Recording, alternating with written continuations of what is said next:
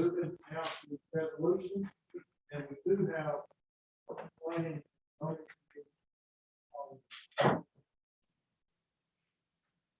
the resolutions.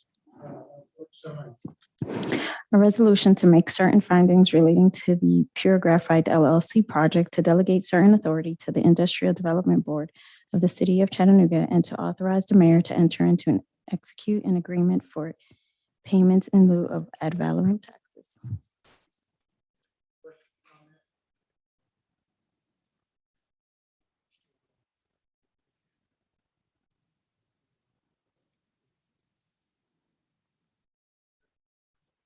A resolution authorizing the mayor has designated to enter into a sixth amendment to lease agreement with East Nuga LLC in substantially the form attached for senior activity meeting space in a portion of Eastgate Town Center located at 5600 Brainerd Road for an additional term of 1 year for the amount of $7,259.74 per month for a total amount of $87,116.88 per year.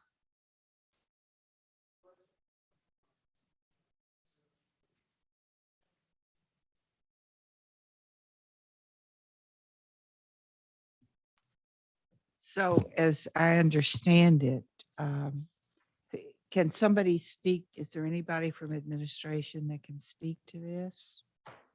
Is that you, Jason? Jason, this isn't a tough one. This is, so we're gonna renew just as we are now for another year Yes, while we're trying to figure out what comes after that. Is that correct? correct. Yeah, everything will stay the same for 1 year. And there have been no decisions about what comes after that. Correct.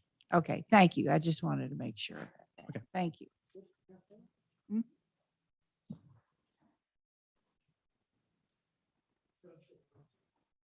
A resolution declaring surplus of the property located at 332 East Martin Luther King Boulevard and further identified as tax parcel number 145ED009.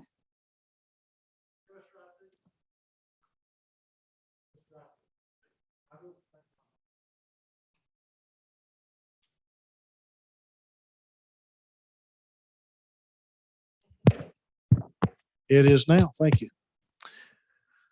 Councilman Byrd. Thank you, Chair. If this is passed and becomes surplus, what's next? I would like to know. Can someone answer that? What to? Well,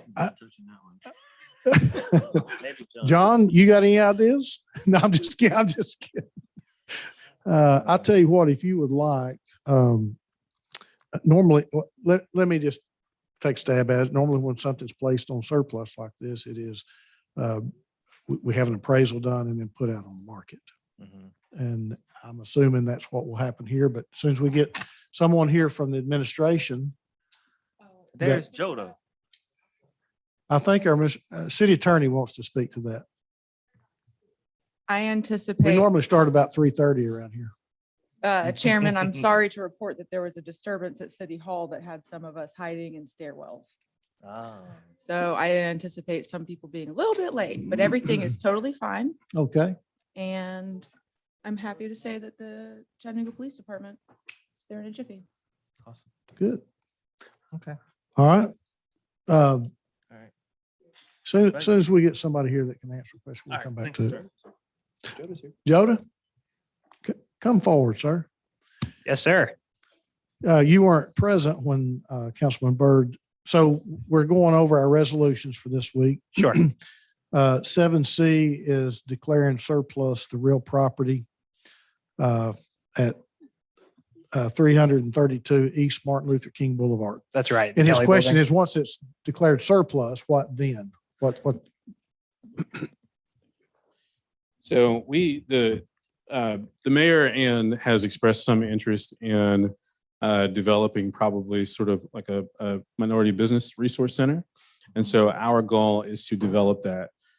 We also do have, I think, some nonprofit organizations that have expressed an interest in various uses for that building. But my focus on the economic development side is trying to develop that building into a minority business resource center. So that is my goal. There is a process that goes with that, including issuing an RFP for a potential community partner to help us program that. But that's our goal for it. So when, if you mind, Chair? Go ahead. Okay, when we declare surplus, it goes up and then we do the RFP. What if it's some business people are saying, hey, I would like to purchase it, or I'd like to be a part of the bidding process. Like, how do I do that? Is this something that they can do, or is this something maybe they can't do? Well, for the surplus process, that is typically a process that, we typically reserve sort of for the nonprofits. And so if there is a for-profit business that is interested in that location, they can make us a formal offer, and then we can review that offer and weigh it against some of our goals and sort of priorities in terms of what we would like to see. And so I think that is, if there is a business that wants to make a formal offer for it, they certainly have the right to do that. Okay. And we, the city, will review that offer. But again, we will review that against kind of our other goals for the property. Okay, who would they make the offer to? They can reach out to me. So if you want to send them my email address, then we can do that. That's it. Yeah. Thank you, Jermaine. The other thing that we do sometimes is in our partnership with the Chamber of Commerce, sometimes businesses will reach out to the chamber for city-owned property as well. That is also not uncommon. So they can reach out to either myself or to representatives at the chamber. Gotcha. Yeah. Thank you, bro. But please feel free to have them reach out to me. I will. Yes. Thank you. You good, Councilman? Yes, sir. Councilwoman Coonrod? Thank you, Chair. Jermaine, will you explain to me exactly what you're meaning by minority businesses? Because sometimes that word minority doesn't mean black or brown. Right. So what we've been thinking about is one of the challenges that we've had in terms of bringing minority businesses, many of which are owned by African Americans, into our innovation district is a lot of them don't necessarily feel like there are resources there that can help them, or they don't feel like there are enough people that look like them that provide technical assistance. So we had imagined possibly using that building as a place to provide technical assistance, much of which to African American business owners. But could business owners of other ethnic groups or white business owners take advantage of it? Absolutely. But we did think of it as a place because of the history of the boulevard of being a place where African American business owners might feel more comfortable, as opposed to some of the other locations across the city where you can receive technical assistance. Yes, ma'am. Councilwoman Hill? Thanks. So this is my first experience since I've been on city council of asking multiple questions about something and then finding out something completely different 3 weeks later. So I've spoken with Mr. Sammons a couple different times, and I think asked questions 3 meetings back, and then Mr. Sammons and I spoke, and this is the first I've heard that there was actually there was an idea for this property. I asked if there was an idea. I was told no, that it was just going to go on the open market and be sold. So fantastic idea, but it's a valuable piece of property. So help me understand, when we say we're declaring something surplus, are we actually offering this for purchase, or are we going to be able to hold this on the city books and lease this because it is in fact a valuable property? Or will there be some rules as to how this can be sold later? Walk me through that, Mr. Right. Freeman. So I think that depends on sort of the responses that we get through the RFP process. And so through the RFP process, we could potentially sell it, but we could also have a partnership or some sort of use agreement where we do lease to an end user who is programming the space. And so the answer to your question, Councilwoman Hill, is that it just depends on the responses that we get through the RFP process, whether or not the end result is that the property gets sold or whether or not the property gets leased. And so I think that's an open question and something that we're still working through to figure out what the best partnership is and how that looks, especially with a nonprofit. So intent, is it safe to understand that the intent of the Kelly administration has always been for this line item, that there would be an RFP for this piece of property? Yes. Okay, so lesson to be learned for all of us, that when I'm asking questions about procedure, I'm also asking about intent. So that's really helpful to know. Thank you. Helps inform my vote. Yes, ma'am. Okay. Thank you, Jermaine. Yes, sir. Oh, yep. I want to ask one. Okay, you can. Everybody gets to ask questions. Jermaine, Yes, sir. uh, thinking through the few questions that were asked and how this property may be used, when the city does surplus a piece of property, Right. do we then still have the right to lease it if we've surplused it? If we surplus the property, I believe that we do have the right to lease it, and that we have to if it's a for-profit end user that is trying to obtain the property. I believe that city law does allow us to do a direct donation of the property to a nonprofit once the property is surplused. But if the goal is to get it to a for-profit user, then we can't just give it to a for-profit entity. There has to be an exchange of value for the property. I totally get that. It was more along the lines of if we wanted to actually lease the property, Right. would we need to surplus it in order to lease it? I don't think that I think what I'll have to do is double check that piece, because I think that we had always imagined that it would go to a nonprofit specifically for the prospect of doing some sort of business development. To Councilman Byrd's question about a for-profit user being interested in it, this is the first that I've heard of a for-profit user being interested in it. And so we would have to review that and again, weigh that against a nonprofit use. But that's something that we can research further. Brent. Chief? Yes, thank you, Councilman Smith. I think one way I would explain it is surplusing the property gives us options. We can't do anything with it until it's surplused. So if it's declared surplus, that gives us a whole bunch of different options for use of the property. It doesn't mean we're selling it. It just means we're declaring it surplus. I think you all may remember that the City Hall Annex and Water Company building were also declared surplus once, but they're still being used currently as city buildings because we didn't do anything further after that. So I would just maybe frame it that way, that surplusing it gives us more flexibility, more options. It doesn't preclude us from doing anything like sell to a for-profit or sell or donate to a nonprofit or do some sort of leasing arrangement. I think it gives us more options to be flexible with what happens with the building.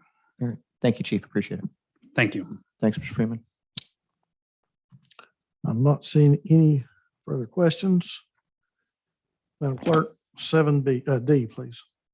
Resolution authorizing the mayor or his designee to enter into a conservation service agreement for 2021 to 2022 with the Trust for Public Land and substantially the form attached for a term of 1 year from July 1, 2021 through June 30, 2022 for an amount not to exceed $100,000 to be paid in 4 quarterly installments of $25,000. Hey, Chief, this was deferred from the 29th. We ready to go on this? Yes, sir. As far as I know, we're ready to go. Okay. All right. Thank you. All right, council items E, F, and G were covered last week in our in our Parks and Public Works Committee. Are there any questions? They were also read into the minutes. Any questions concerning any of these items? If not, we'll move to purchasing questions for this afternoon. Did any council person have questions concerning purchases?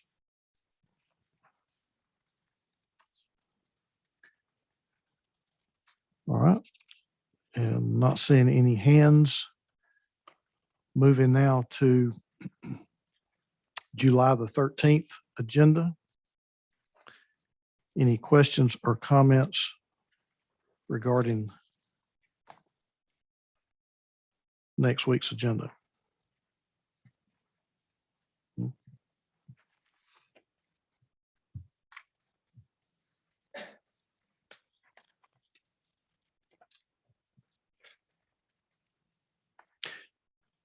Future consideration. Oh, Councilwoman Hill, sorry.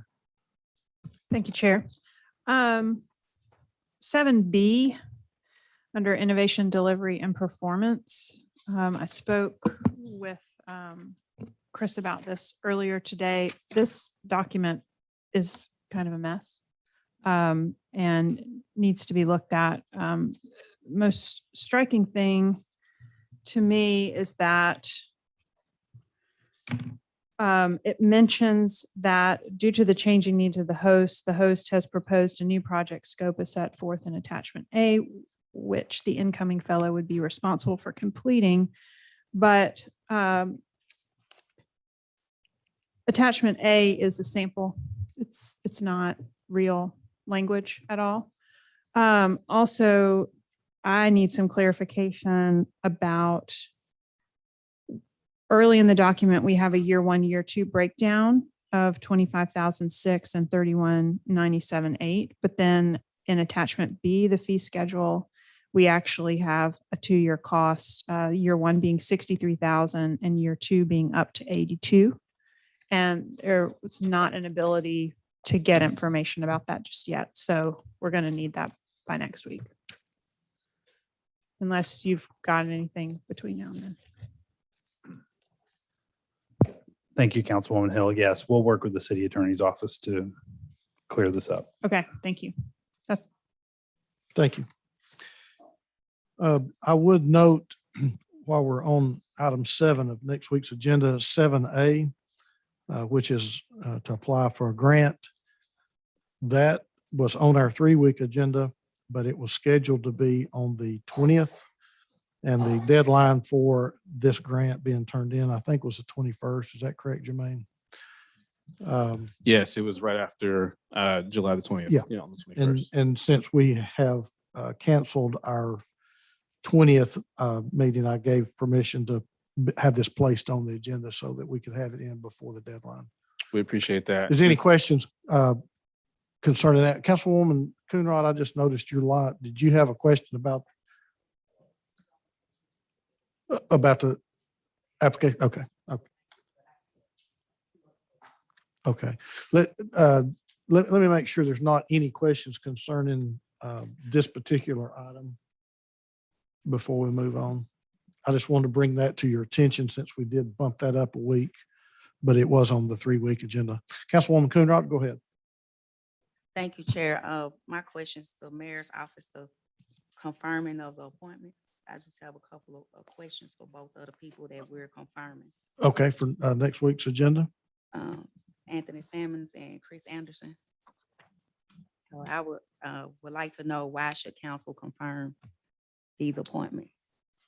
Chief, you want to take the lead on this?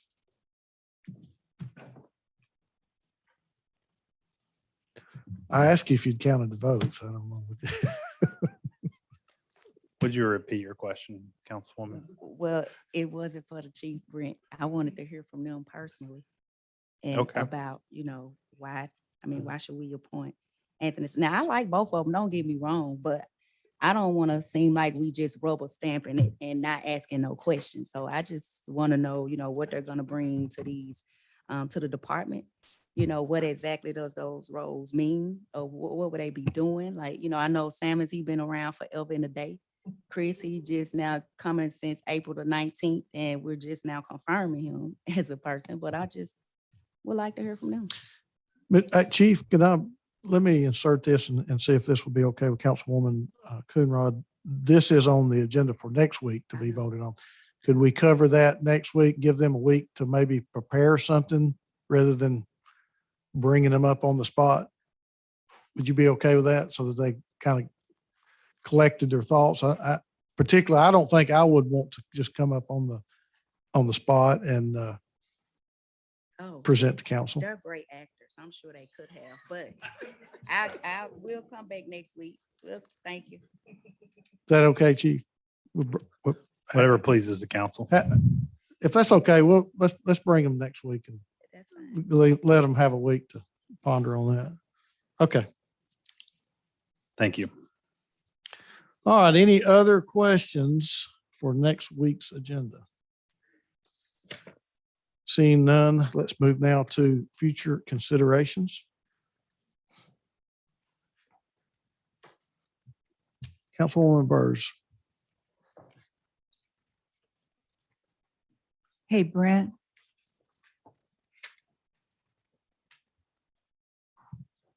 Yes, ma'am. I tried to call you earlier about this, just to ask the question about the budget date for September. So if that's tell me what's going to happen on the 7th. So September 7th would be the first reading of the budget That's what I ordinance. thought. And we need to work backwards in Right. conjunction with your committee to establish the timeline for education sessions and hearings. Right. So that it may be a bit tight. That's all I'm asking, because we have to have education sessions from each of the departments. Okay, and educate the council as to why they should. And each of the chairpersons on the council will be presenting that. And so there's got to be some consideration of that, number one. Number two, we have to have a public hearing. Yes. Um, And we would be, if you would prefer to move it to September 14th for first reading, I think that'll be fine. Well, no, I need to know when it's going to be ready. Yes. You know what I'm saying? Because we can't discuss something that's not ready. Yes, ma'am. My plan is to get with you this week to Okay. establish the timeline. It should be ready by the beginning of August, which would give us plenty Okay, of time. that was my question. But I wanted to make sure to get with you to schedule all that out. Okay, all right, that's good. So, yeah, we'll talk offline about that. Thank you. Thank you. Thank you, Councilwoman. Any other questions concerning future considerations? Thank you, Chief. One thing I do want to bring to your attention tonight, under other business, we are moving the hearing on the special exemption permit for Sky Zoo to the front of the agenda. Madam Attorney, have we got that in a new agenda yet? I have requested that to Maria and she Okay. said she would be on it. She may have a question for you about wording. Okay. Are there, and since this is under other business, and I think, read maybe a question on an email. Does anybody have any questions concerning this hearing for the special exemption that they want to go ahead and ask now?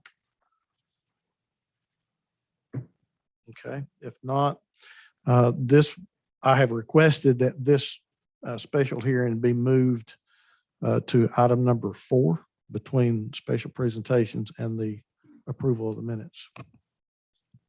Councilman Smith. Thank you, Mr. Chair. I just want to make sure that this is put out there so that everybody understands it clearly. This hearing is about revoking the special exceptions permit, not just about the special exceptions permit. There is a specific action desired by the city, and that is what it is about. So at the end of it, we will make a determination as a body as to whether we support revoking or not revoking. That is the point of the hearing. And just another note, this is a hearing in public, but not a public hearing. We'll take no comments from the audience. May I give a bit of clarification? Please. It is a public hearing. That does not mean that members of the public have a right to be heard. Well, that's why I said it was a hearing in public. It's a public hearing. Let her have it. Okay. So when the public wants to speak, it's they'll have Let's to have an understand it's a hearing attorney-client in right public. after this, and we'll get down to how those words work. Okay. Okay, anything else that we need to be brought to our attention before we move into our planning and zoning committee this afternoon? Let me get back to my agenda. I think that covers everything. Oh, Chief, you got a departmental report for us? Yes, sir. I was just going to ask if you want to do that now. Or Yes, at 6 please. p.m. Mhm. Okay. I believe they have a presentation that they can put up on the screen. Yeah. Couch cushions. It'll be brief. Okay.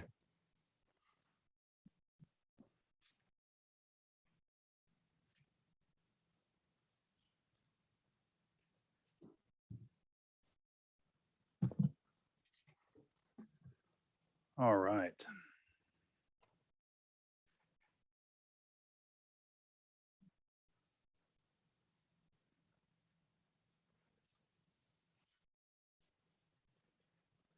So one thing we want to do over the next few weeks as we move into budget season, and the fact that we will be talking about budget quite a bit over the next several weeks, we wanted to start talking about some of the things that you may have heard about, whether it was from the mayoral campaign trail or things that we've talked about since Mayor Kelly's been in office. And one thing that has been mentioned quite a bit is making sure that we dig in the couch cushions to make sure we find every penny we can and make sure that we are being as fiscally responsible as possible. So if you go to the next slide, these are some examples of some things that have already happened and things that we're going to continue to be doing over the next months and years. So as an example, we had an original expenditure in IT for Microsoft Office licenses that cost us $220,800 per year.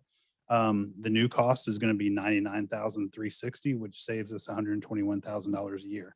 And this is mostly by getting rid of the licenses that we just don't need anymore. So continuing to do these types of audits throughout the organization, make sure that we are not paying for stuff that we don't need anymore. So that's the first example. Next example, next slide, is the paving contract. So you all have approved reinvesting this money that was saved on the contract so that we can get more roads paved. So we originally expected 8.6 million on that contract to pave a certain number of roads. We were able to pave those roads for just under 7.7 million. So that 944,000 in savings is now being reinvested into paving additional roads by working with the contractor to pave roads based on locations where they're already working. So that was something that, we would not have been able to do unless we went through the process of working with a contractor to do things smarter, not harder when it comes to paving. Next example is banking services. So we used to hire someone to do all these basically consulting to review our banking proposals. And that cost about $35,000 a year. This time around, we did an internal analysis using all of our experts in our city finance department, and saved us $35,000 by not paying an outside firm to do what we can do capably inside the city. Next item is property tax billing and collection software. So the original expenditure here was $127,000. The new expense will be $64,000, which basically cuts that in half. And this is because we're changing to a subscription-based property tax billing and collection software rather than purchase the software and be burdened with annual maintenance costs. So additionally, without implementation costs, we're saving at least $1 million of what it would have costed to implement full-blown software package. And we believe we'll be able to provide just as good or better service this way at a much cheaper rate. Next, we have security upgrades at the YFD building on 12th Street. The original expenditure was about $35,000 a year. With a $5,000 one-time investment, we are now able to, with door locks, cameras, and other security mechanisms, we are now able to eliminate the need for a contracted security officer at the front desk of that building, which saves us $30,000 up front and then $35,000 annually after that one-time expense. And then on the next slide, you will see some examples of other things that we're looking at. So those are all just examples of ways that we're trying to look at things, make sure we dig around on the couch cushions, save as much money as possible. But like Councilwoman Hill will definitely remember from her days on the school board about copier contracts and those sorts of things. Those are the kinds of things that if you over the years, they just kind of stay or grow or whatever. We want to be sure that we're looking at all of everything across the board in terms of finances and realign budget dollars where it makes the most sense to provide a return on investment to taxpayers. So, use of air cards, cell phone stipends, use of office supplies, maintenance and cleaning contracts, and then appropriations where services may be duplicated. Those are all things that we want to dig into and evaluate to make sure that we are maximizing our budget to the best of our ability as a city. So that is my couch cushions report for today. Well, you found a couple of nickels. We've got a whole lot of questions. Councilman Ledford. Thank you, Chairman. Chief, good job. That's exactly what a business-minded individual does and we need more of that in government. My question for you is, does the city engage in any contracts that have evergreen clauses? And I can clarify that further if you'd like. Probably. So in an evergreen clause, and my company has been, I would dare say, a victim of this, where if you don't respond within a certain amount of time, the new contract automatically goes into effect, and sometimes at great increase, and you are locked into it, let's say for 3 more years without taking them to the mat legally, so to speak. Does the city have any kind of protection going forward to make sure that we don't become a victim of that kind of practice?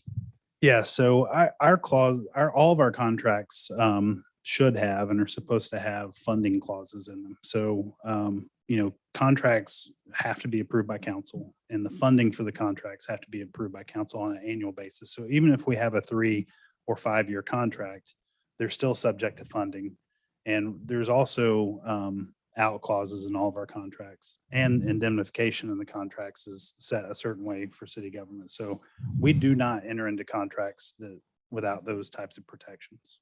And one of the mechanisms, I've done a little research on this, is the ability for them to not be required in their contracts with anybody to notify you that your contract is coming up. It basically just sneaks by and continues to renew over and over again. I just want to make sure we're not engaging in that, or we have an out clause, as you said, because that can seriously cause some great harm financially to our pocketbooks and the taxpayers' pocketbooks. Yes, certainly. And I'm pretty confident that we are in good shape there, but it won't hurt for us to triple check Hey, and if I- do a review of contracts, especially long-term contracts, just Sure. to double check. Doesn't hurt to talk about it. No, thank you. Thanks, Chairman. Councilwoman Hill.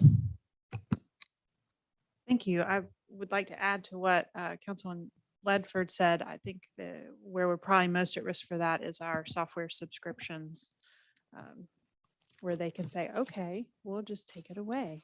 But they can hide a lot of things in those service agreements. I also really appreciate what you did. And with this couch cushions report, Brent, I like the not taking yourself too seriously with that, but also doing some seriously good work. So thanks. And I did notice that was in fact a PowerPoint presentation. So somebody needs to get that off your computer and It move should've you to been- Google Slides. It was prepared in Google Slides. Was it saved as a PPTX file? So I don't know, maybe the system y'all use down here. I Brent's don't know. a holdout, this Microsoft Word. I'm sure the holdout is in the IT department, right? Is Messer back there? Yeah. Councilwoman Burrs.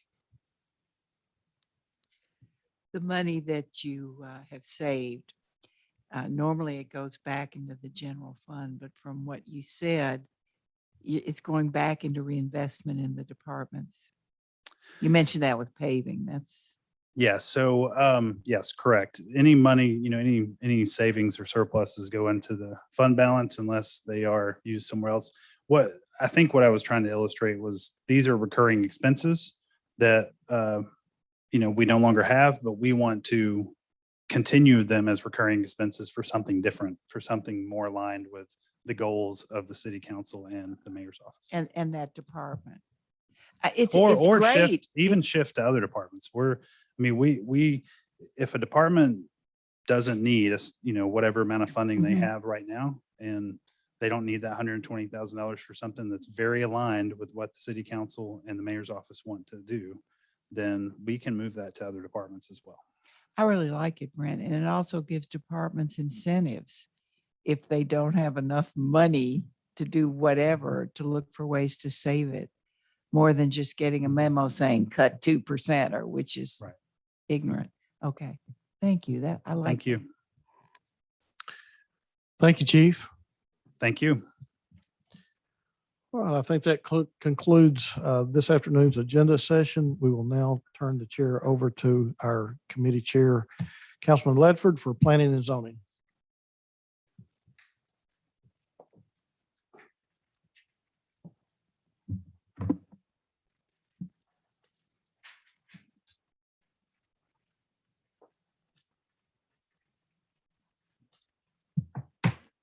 Good afternoon, everybody. Welcome to Planning and Zoning for Tuesday, July 6th. May I get a motion on the minutes, please? So without objection, the minutes will stand. Mr. Bridger, Yes, sir. is this your last meeting with us? Actually, next week will be. Next week? It's my last planning and zoning committee. Take meeting. this in, everybody. Next, I do want to introduce y'all to two people that I think will be more than capable of helping you all out and being a great support team. I've got Karen Rennick, who is the interim director, who we sitting while we go through the search for a new executive director. And then got Brian Schultz. He's our director of development services, and both have actually have I think been at RPA maybe longer than I have. So they'll be a great resource to you. They will, and they have been for many years. So thank you for that. We welcome Karen and of course, Brian stepping into some new roles, but we're going to miss you, John. Thank you. We're going to miss you just a little bit.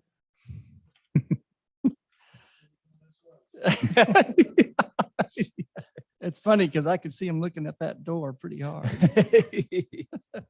John, if we can move on Yes, sir. to items covering, we will hear in first readings next week on July 13th. You want to move into 6B, and we will do the Cliff Notes versions, Sure.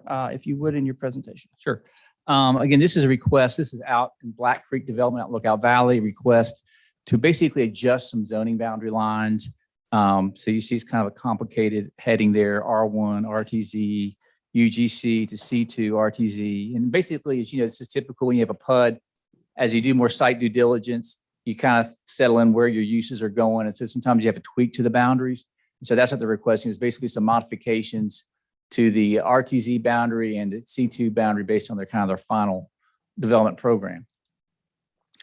The zoning history, as you recall, this property was rezoned back in 2010, actually I should say 2019. And it had a series of conditions, which we're going to talk about in our staff recommendation when it was rezoned for this development.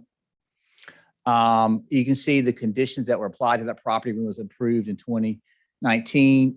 There were 3 conditions. One dealt with no clearing. Second one dealt with the limited disturbance area and then the C2 portion of the site.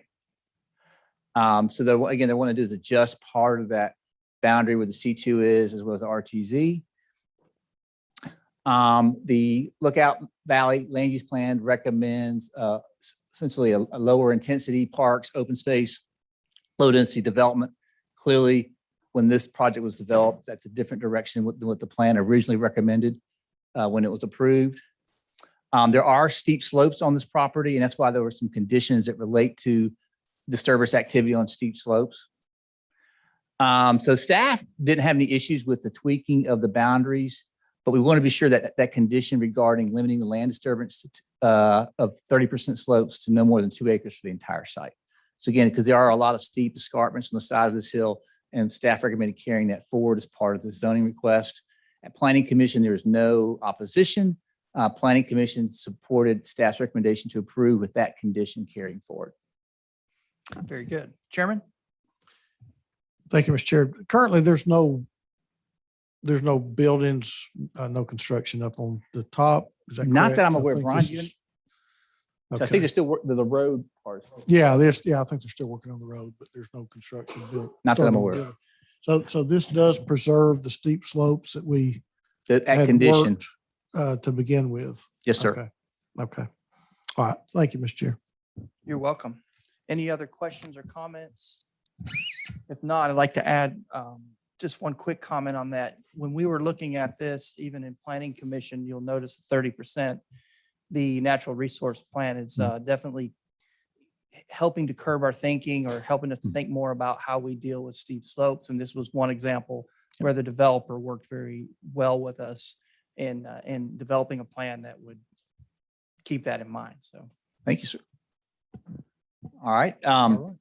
This is the next agenda item. This is a request to lift conditions. This is an older case that basically after the fact, there's a condition limiting access to basically Eli Road. Currently, there's a guardrail on Eli Road. So it really makes access not feasible or safe. So they're asking to lift that condition so that they can access off of Easy Lane. You see the cul-de-sac there. Give you again a proximity. You see that the north-south road, that is Norcross. This is about 1,000 feet off of that Norcross Eli Road intersection. If you look at the zoning, again, it's R2. It's some adjacent R1. It was rezoned to R2 back in 1984 with those two conditions. Landowner shall agree that access roads or driveways are limited to Eli Road. And then you see the second condition, no trees shall be removed from the site except for the area that remains zoned R1. We're just lifting that condition number 1. Very good. Councilwoman Hill, any questions? So, and I'll kind of just staff recommended approval. We did talk with our transportation folks, and there are some things that need to be tended to in terms of how they get access off that narrower flag, that 12-foot flag onto. So that's something that just have to be handled through the permitting process. But staff didn't have any issues with lifting that condition. We recommended approval at Planning Commission. Sorry, there was no opposition. They concur with staff's recommendation to approve. Very good. Thank you. Seeing no lights, move on to D, please. Okay. Just 1 second. Whoop. This is a request. This is in the, Harrison community, basically off Highway 58, wanting to rezone from R3 to C2 for some future commercial expansion. As you can see, the location, this is right near the intersection of Webb Road and Highway 58. If you know the Turner Funeral Home, it's just across the street from that. It's a currently vacant property. The surrounding zoning is all C2. As you can see, there is some R4 abutting to the north. There has been no recent zoning history on the site. There have been a couple locations not in this immediate proximity along Webb Road that have been rezoned to commercial. You go to the plan. Anything is really skipping around. The Highway 58 land use plan recommends heavy business mix for this location, so it supports some kind of a commercial zone. So staff recommended approval. Felt like it was compact. You already got a funeral home across the street. It's right behind a couple of the commercial uses, so staff was fine with approval. You know, the typical landscape ordinance will pick up your buffering requirements for that R4 to the north. So we didn't think any conditions were needed. There was no opposition. So staff and PC both recommend approval. Very good. Vice Chairman? All right. Seeing no other lights. Item E, please. Okay. This is a request to rezone from M2 light industrial zone to C2 convenience commercial zone, basically for a change of use. The applicant has no need for the M2. They need the C2 for the proposed use of this property. This is located on the backside of Shalford Road. If you know, between Lee Highway and I-75, there's some back parcel properties off of this. This is located in the back, and they're wanting to rezone to C2 for some assembly uses. Okay, let's get a little delay. The battery's going on. Thank you. You may have to adjust it for me, I think. Here we go. So you can see the portion of the property was zoned from M2 to C2 in 1994. And it was then later rezoned to M3 in 2001. Here you can see it's predominantly commercial. You've got a hotel across the street. You got some single family detached. That's really off site to the southwest. But you got hotels and commercial uses surrounding this property. So the Shalford Road plan recommends a commercial type use for this location called heavy business mix. So after looking at all those considerations, staff recommended approval. There was no opposition. Planning Commission concurred with staff's recommendation to approve. Very good. Dr. Burrs. Thank you. Since right now approval and site plans aren't one and the same, as I told the councilman, I've never seen a site plan nor been contacted by the person. I'm going to say that on one more of these too, Sure. because the use might be approved, but unless the site plan enriches the property and Right. makes it look better, because all those need upgrading, I'm going to recommend, Mr. Chair, that we defer for 2 weeks or deny. So people need to know that whereas the use might be appropriate, because we can't right now attach site plans, we're approving a pig in a poke, and I'm not going to do that to my constituents. So whereas I'm certainly back development and quality development, which the next one is, and we know about that one. They've never gotten in touch. And Okay. I'm really looking at the site plan. Well, I can ask the applicant to reach out to you.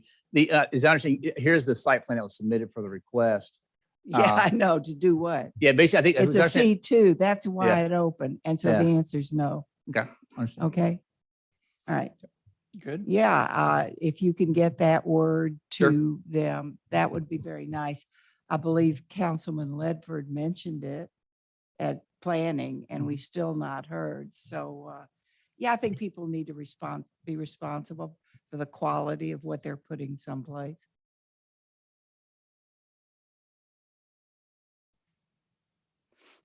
All right. Thank you. Thank you, Dr. Burrs. John, this might be a good time, even with Karen and Brian here, to fortify that applicants to please contact the council representative. I have a case in my district that did not happen. It's drawing great fire from the public because that relationship has not been established. And I think that's a reasonable request for any applicant to reach out to the council rep who's very familiar with the area. And I think that's a great opportunity for us right now to fortify that, even when they pick up papers. We advise them that, now whether or not they follow know. our advice. I know you can, we understand, and that's where it leads us. But yes, thank you for that fortification to bring that up, Dr. Burrs. All right, John, item F. Sure. This is a request to rezone from R1 to R3 residential zone for something called an HPR. It's basically a horizontal property regime, which is complicated jargon for essentially they want to have multiple single family structures on the same lot. So one of the new forms you're seeing in housing is folks who don't want to maintain a lot of yard. It's an opportunity to have basically live in a house, but you have this shared community space as part of that. So it's just an emerging type of housing use. And so the R3 zone is the only, well, it's not allowed in R1. You have to get some kind of a multifamily type zone to allow an HPR. So that's why they're requesting the R3. Just give you a little background on that. If you look at the location, this is located off of McBrien Road along that stretch between Brainerd Road and North Terrace. See highlighted in yellow there. The zoning, you already have some R3 zoning to the south, but it does butt up to single family zoning to the north, east, and west. There has been no recent zoning history on this particular site, but that R3 property to the south was rezoned in 1985. Again, look at the land uses. Again, you have the multifamily to the south, you have a synagogue to the south, and you've got some single family residences to the north. There is no adopted plan for this area, but the comprehensive plan, which kind of looks at our entire county, basically shows this as intensity level 5, which is the highest intensity development. And the reason for that is its proximity to the interstate and Brainerd Road, being again appropriate for infill redevelopment. Staff recommend approval based on the existing zoning pattern of the area and the comp plan recommendations. We did have a condition recommending a limit to the height because you do have a lot of single family residences that are 1 to 2 stories. R3 can be multi-story. So we recommended a condition of no more than 2.5 stories or 35 feet for that development. There was some opposition. I would say the opposition mainly was questions about how this development would impact traffic on McBrien Road. So after hearing the staff's recommendation and from the public and the applicant, Planning Commission recommended approve like staff did with this condition, building height limited to 2.5 stories or 35 feet. Thank you, John. Dr. Burrs. Thank you, John. One question. I've seen the product. It's something that's in Red Bank as well, and it's a beautiful product. I'm still waiting for the site plan, but I think it can go forward. My question is, why the 2.5 stories? Because this particular one is our cottages, great looking cottages Right. that at the most are 2-story or have an attic loft Right. thing. So what's the 2.5 for? That's actually typical if you think for an R1, you can do 2.5 stories in an R1. So we're trying to make it comparable to an R1 in terms of the height limits. So R1 is 2.5, if I'm not mistaken. So it's basically comparable to the same height requirements of the R1 around it. Oh, okay. All right, good. I have no problems with that. I'm waiting to see the site plan from Mr. Collier, but it's a good project. Okay. I can, this is the one was submitted with the project. I've got on the screen. I'd be happy to also to email that to you. Okay. That's a site plan. We got it. Planning Yeah. Commission. That's right. Yeah. That's fine. Now, so let me tell you where we go. Ethan and I talked about that. And I have a real problem with not attaching site plans to approval. And I can understand that particularly when you're engineering a plan, you may have to move something Yep. over a little. I get that. So how do I protect my constituents? Because I want the site plan attached, but I Right. sure want him to have the leeway.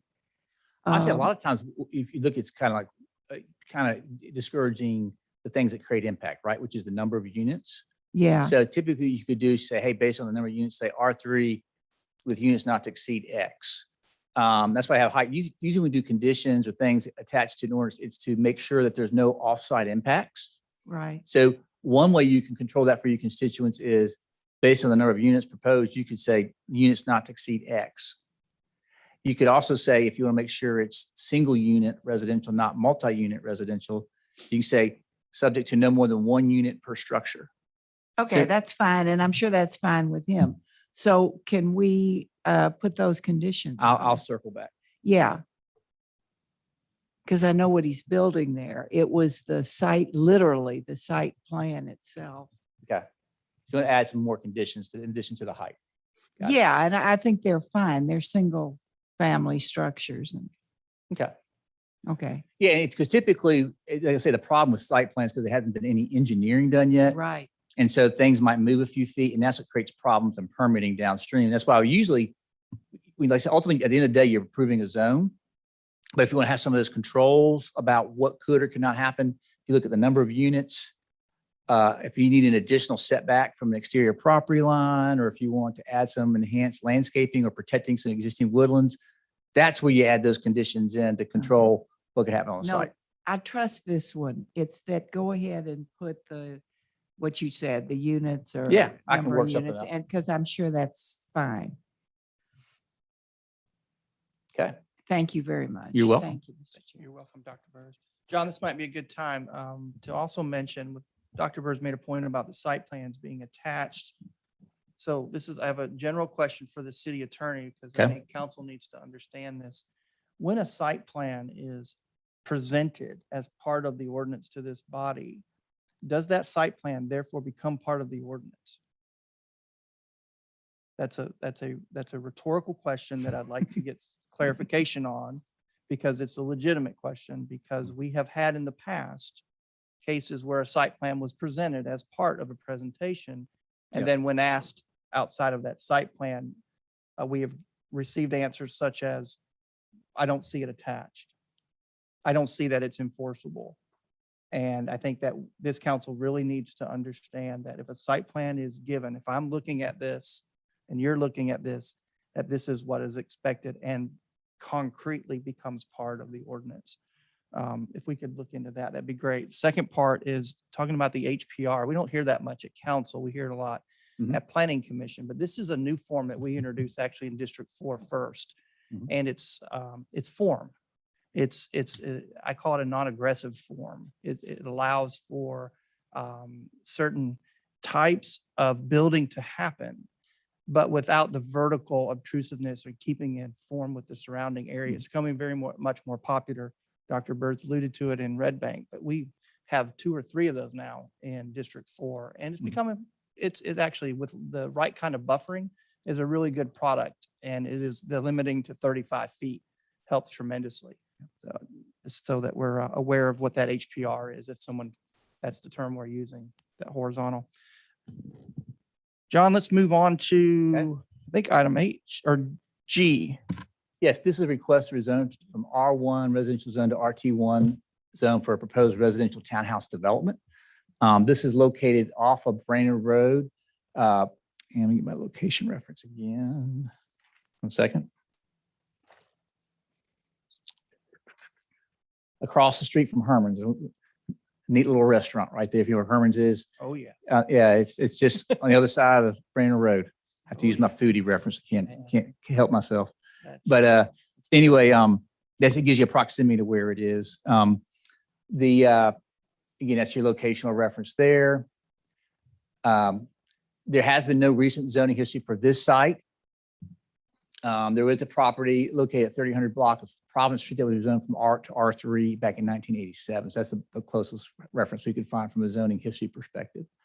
You do have multifamily across the street, and you got commercial to the north. The comp plan, again, there's no adopted plan for this. So when there's no adopted area plan, we fall back to the comprehensive plan just to give a general guide. It recommends a intensity level 5. So again, it recommends encouragement of residential infill redevelopment. So based on the zoning pattern and the comprehensive plan recommendations, staff recommended to approve. There was no opposition at Planning Commission. And so Planning Commission concur with staff's recommendation to approve. Very good. Dr. Burrs, I see. I'm at. This is the Pla- Dr. Burrs show today. Yeah, no, this is it. Planning Commission takes place at what, 1 or 1:30, the middle of the day. There may be no opposition because people are having to work and can't be there then for opposition. However, same thing. I've not seen a site plan. This is what we got. I don't think that it was more of a block. It was kind of, this is what we received. Yeah, well, that's interesting, but I don't know the quality of the stuff they're going to build there. Okay. And again, we're trying to upgrade neighborhoods and Okay. So I'll haven't pass that heard- along. Yeah. Thank you. Thank you, Dr. Burrs. I'm thinking site plans are theme today, John. Yes. All right, very good. I'm seeing no other lights. We will move on to item H, please. Okay, this is a request to rezone from R1 to C2. And the reason they're having to request the C2 zone is a parking for a church. If you know where the Cedar Hill Head Start is, this is just across the street from that, off of Divine Avenue. They need the C2 for parking. If you've got a parking lot that's across a right-of-way from a church, technically that's not adjacent. And so by zoning code, it has to have a commercial type zone to allow the parking to take place. So that's the reason for the C2 request. Again, as I indicated, this is located in the Cedar Hill community off of Divine Avenue. You can see the Cedar Hill Head Start in the kind of upper left part of that picture there. The adjacent zoning is mostly R1. You do have a little small M2 and some R2 to the north, which again, the closest C2 zone is about 900 feet to the southeast from this property. Adjacent land uses, you get the church to the south, single family to the east and north. You got the daycare facility across the street to the west. He's jumping around. The Alton Park Master Plan recommends low density residential for this location, single family residential. Normally, again, you would not recommend C2 for a location. This probably points to another reason why we want to fix our zoning, right? So that's another theme you'll hear. Yes. Currently, the way the zoning code is interpreted, again, based on the way it's constructed, you have to have commercial zoning for any kind of parking, even if it's across the street from a church. So until we fix it, we're stuck. So what we recommend as staff is to approve it with the conditioning and limit it to off-site parking, single-family residential institutional uses only, right? Because C2 has all those other uses that may not be appropriate for that location. So we tried to limit the uses to control those impacts. At Planning Commission, there is no opposition. They concur with staff's recommendation to approve with that condition. Thank you, John. Councilwoman Doughtley, I knew you'd be ready for that one. Yeah, I just wanted to confirm that there will be no development or anything that can take place according to the conditions that's on that property, even though it's going to be rezoned to C2. Yeah, if it's not a off-street, so basically if it's not off-street parking, if it's not, now you could have a single-family residential development on it or an institutional. So it could be, the church could build some more church buildings, or it could be a small school. As it's currently constructed, it'd be off-street parking, single-family or institutional uses only. Okay. So if you wanted to limit it further, like for example, you might want to take out institutional uses if you're trying to limit it to just parking. Mm-hmm. So Yes, that's something to think about. yes, I would like to do that. Limited Okay. to just parking, so they can't develop anything else. Okay. Without coming through council or through planning. And then from a process, if you want, you can either, and so I'll kind of lean on our city attorney is this, you can either ask us to develop an alternative version with that Mhm. language for next week, or you can bring it on the floor, I think, if they wanted to. I don't know if you have any preference how they do that. I would defer to the chair on that Okay. for procedure. You can amend that at the Mhm. time of first reading, Okay. or we can prepare an alternate version so that you're covered now. Okay. I would prefer an alternate version so that we're covered Mm. now in case anything were to slip by us. Right. So, yeah. I would Okay. like to- Okay? Well, I'll work with the city attorney to do that for you. All right. Thank you. You're welcome. Okay, thank you. That was a very wise decision, Councilwoman. Thank you. Okay. Item I, John. This is a request to rezone from M1 manufacturing zone to R1 residential zone for basically a small, single-family residential development. If you know where the intersection of Rossville Boulevard and Central Ave, kind of right there next to the interstate, this is just back off of that by a block. And so that, again, they're wanting to rezone it because under M1, you cannot have any residential uses at all. So to redevelop it for single-family residential, we're requesting to zone it to R1. You can see the surrounding zoning is M1 and commercial. Adjacent land uses you see again are single-family vacant and industrial warehousing. The recently adopted Historic River to Ridge area plan recommends mixed residential, so it factors in residential of a variety of types at that location. So we actually recommended a more intensive zone, a slight more RTZ. It still accommodates single-family residential, but if at a future date they wanted to do townhouses, they could also, if they assemble enough property, could do 4 units per lot. Because again, that's an area, again, it's going to change over time. So it basically gives the property owner some more options for how they might want to redevelop that property that's consistent with the policy recommendations of the plan.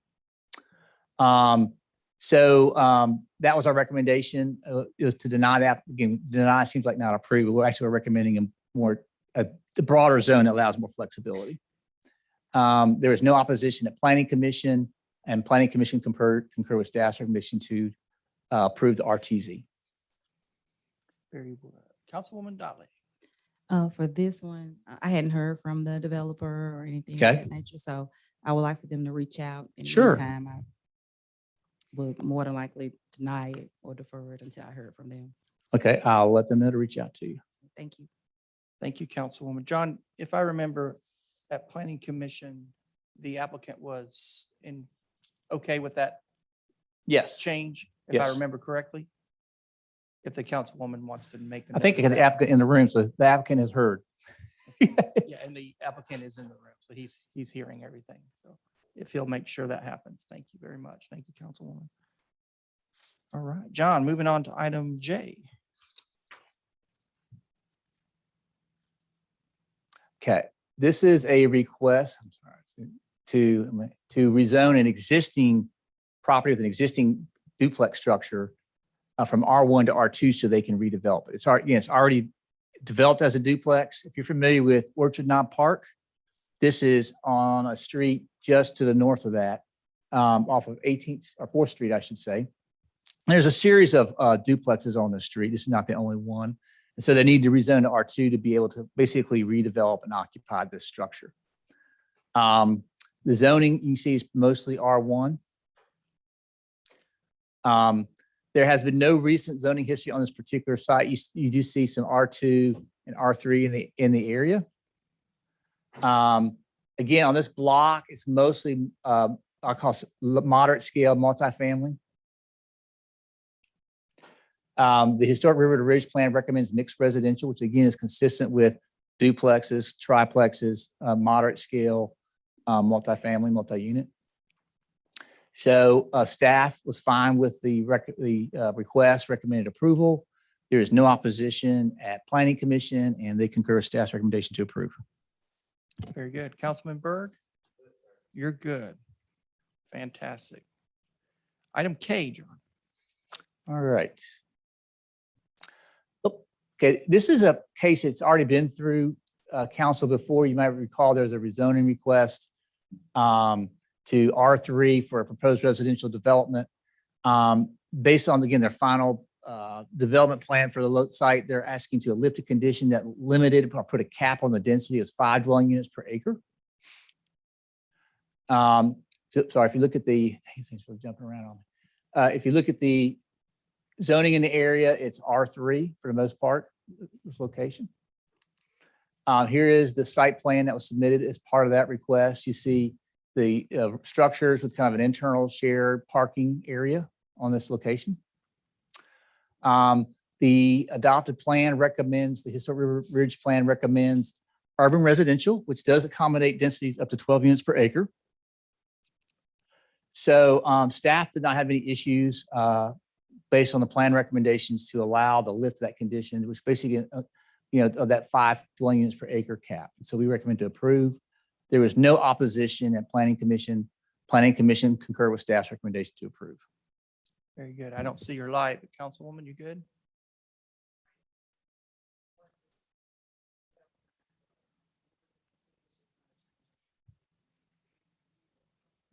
A lot of good things happening. Yeah. Thank you for your leadership. All right, John. Okay, now on the Item text L. amendments. This is an amendment to the, you may have heard me refer to this a couple months ago about a text amendment to the C3 Central Business Zone. Just to give you a little bit of history, before we had form-based code for downtown, C3 was the primary tool that was used for the CBD development. Well, over the years, its use and purpose has changed. In fact, some of you may hard to believe this, but Jefferson Heights, C3 was used for that community at one time. Then it's more recently been used along Riverfront Parkway. If you look along the to the west of downtown, there's some sites, what I call planned urban redevelopment sites that have used that tool. So it's really kind of morphed from a downtown CBD zone to really being a tool. We call it the zone of last resort, when there's not any other zones that'll work and you need that flexibility. You would use this zone for a large site where you have some site control. And what we used to do is we would apply these conditions. Well, what conditions started out as 2 pages, and after applicants looked at it, became 3 pages and 5 pages. And you may remember a project off of Milltown, off of Main Street, where we actually recently came out closer to the ridge and used C3 with conditions. Later in the permitting process, we've discovered some additional conflicts with the C3 conditions with the zoning code. So to be honest, it's a mess. I will say this is not the long-term fix. So let me say that again. This is not the long-term fix. This is a patch using my IT code. IT folks know this is, I think we knew we're doing a zoning code assessment.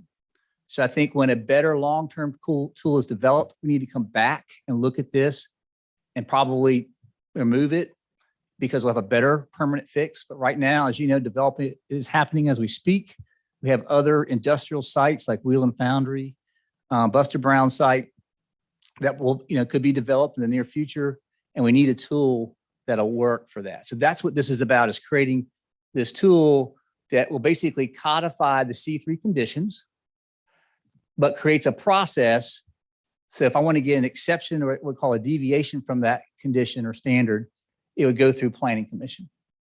Some of you may know Board of Zoning Appeals, as it's currently constructed, has a very narrow lens by which they grant exceptions. Very rich. And it's kind of And we already use deviations in some of our other zones for UGC and for C4.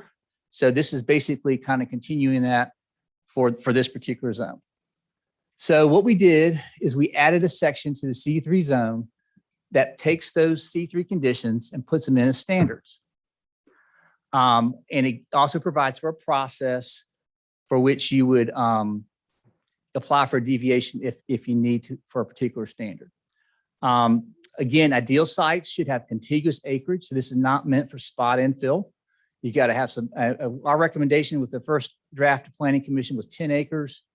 After Planning Commission reviewed and heard feedback from some of the community members, narrowed it down to 3 acres. I would not recommend going any lower than that because then you start seeing spot C3s, and that's not the intent of this.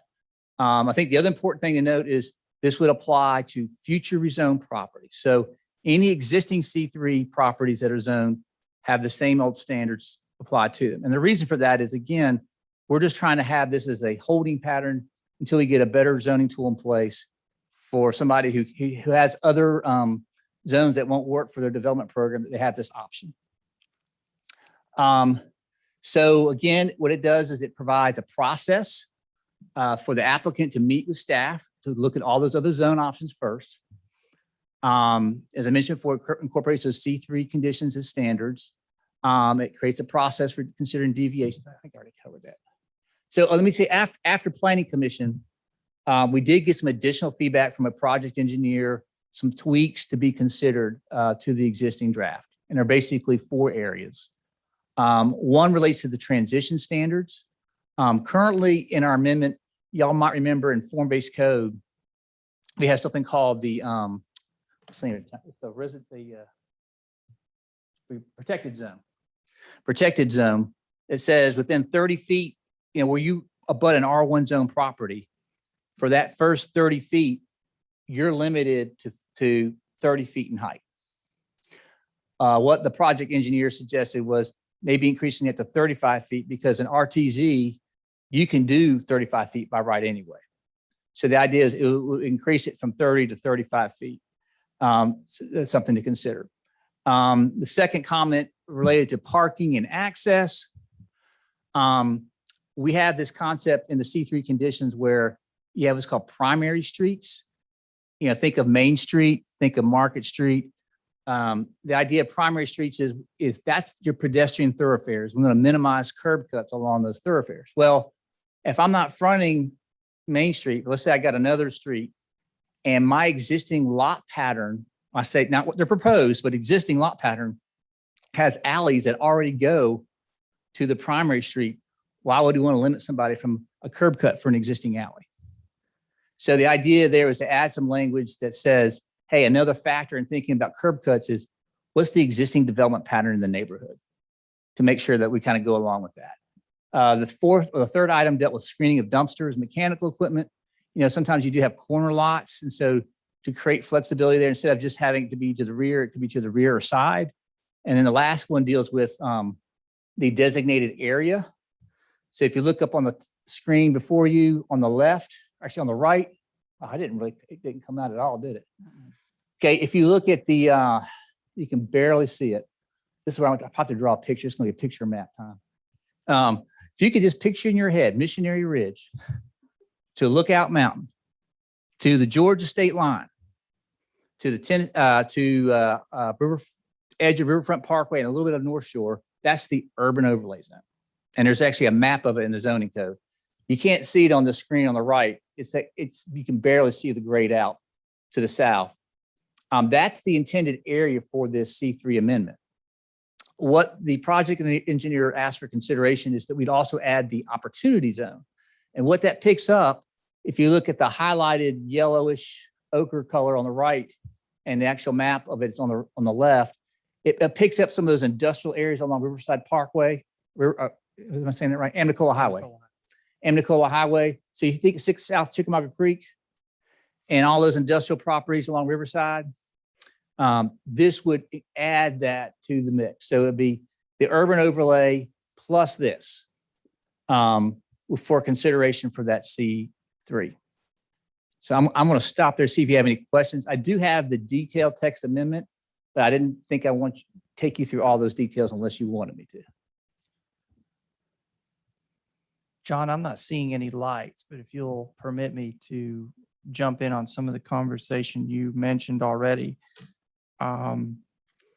The idea of adding the opportunity zone, I think, is an excellent pairing with what we're trying to achieve here.